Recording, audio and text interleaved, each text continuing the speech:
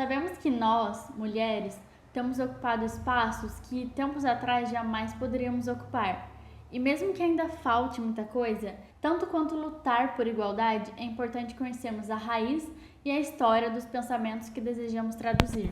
Por isso como aluna da licenciatura em História, te proponho a fazer conhecer a história das mulheres formadoras do Brasil desde a época do Brasil colonial. Nessa série de 5 vídeos, eu vou falar sobre a africana escravizada, a mulher negra alforriada, a sua participação no comércio e na agricultura do lugar. E no final, te mostrar o que toda essa violência e toda essa vivência deixou para a mulher negra brasileira hoje. Nesse primeiro vídeo, eu quero te mostrar como os africanos foram trazidos ao Brasil, como toda forma violenta do tráfico negreiro, como uma forma de dar o início dos estudos da mulheridade brasileira hoje. Te mostrando como as africanas foram trazidas ao Brasil para viver um dos seus piores momentos, o pior momento de sua vida, todas as violências que são a raiz de uma cultura, de um país hoje. Claro que não deixando de lado a importância das mulheres indígenas que já habitavam o Brasil antes mesmo da colonização, nesses 5 vídeos eu quero falar sobre a mulher africana como formadora da mulheridade brasileira. Primeiro, é importante entendermos que os portugueses jamais entraram na África. A partir do momento que colonizaram nosso país e decidiram utilizar do trabalho escravo africano, depois do uso da mão de obra escrava indígena, eles realizavam comércio nos portos dos países africanos e de lá é que eles capturavam escravizados. O tráfico negreiro envolvendo os europeus se iniciou no século XV, quando os portugueses instalaram feitorias pelo litoral do continente africano. E é nessas feitorias que os portugueses mantinham contato com os reinos africanos, estabelecendo relações diplomáticas que os possibilitava de manter comércio, incluindo a venda de seres humanos. Com o desenvolvimento da produção de açúcar aqui no Brasil, a demanda de Portugal aumentou de uma maneira considerável. E foi aí, então, que eles acham viável capturar escravizados da África para que a mão de obra ficasse muito mais barata e eles conseguissem obter um lucro maior ainda com a sua produção de açúcar. Entre as principais feitorias dos portugueses, as 2 primeiras estão em Luanda e na Angola. Então era de lá que os portugueses capturavam a maioria de africanos para utilizar de sua mão de obra aqui no Brasil.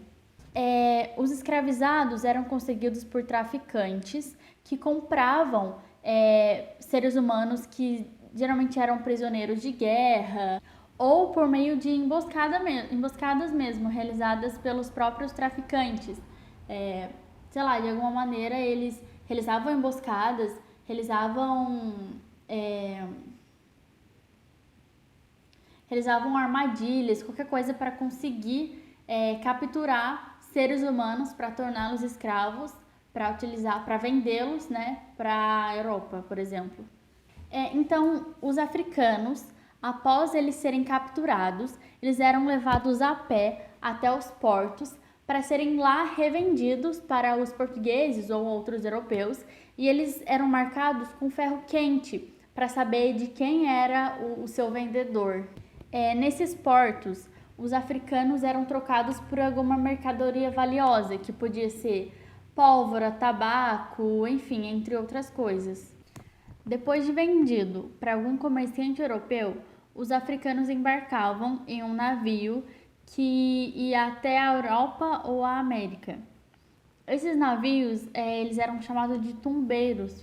Então, assim, durante a viagem, esses africanos, eles eram confinados, muitas vezes, nos porões desses navios, onde eles eram obrigados a ficar lá em viagens que duravam de 2 meses a até mais. Os africanos, no navio, eles eram mantidos nus, separados por sexo, e os homens, eles, em sua maioria, eles ficavam amarrados, acorrentados, para que evitasse revoltas, Já as mulheres, muitas e muitas vezes, sofriam violência sexual por parte dos dos que faziam parte ali do navio, principalmente dos europeus que estavam no comando do navio. Então, as mulheres eram obrigadas a ficarem ali, muitas vezes nuas, caladas, eram obrigadas a servir como um objeto qualquer para os homens daquele navio. E tem casos até de mulher que estava grávida, que teve o filho e tinha que se ver ali tentando cuidar do seu filho no meio de toda aquela violência e sofriam muito mais ainda, né? Havia também muitos europeus que estavam no comando do navio que obrigava esses africanos a dançarem porque queriam, enfim, eles eram submetidos a diversas humilhações.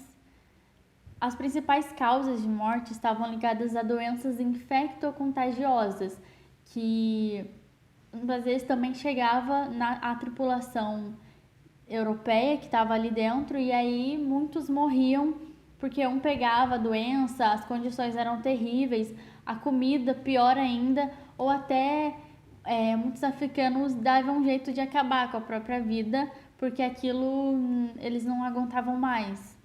Outra causa também da morte por parte dos africanos eram os castigos que os portugueses, europeus, enfim, submetiam os africanos a cumprirem por causa de alguma revolta, alguma coisa que fizeram lá, e aí muitas vezes obrigavam os outros africanos a assistirem aquele castigo para que não façam também, né?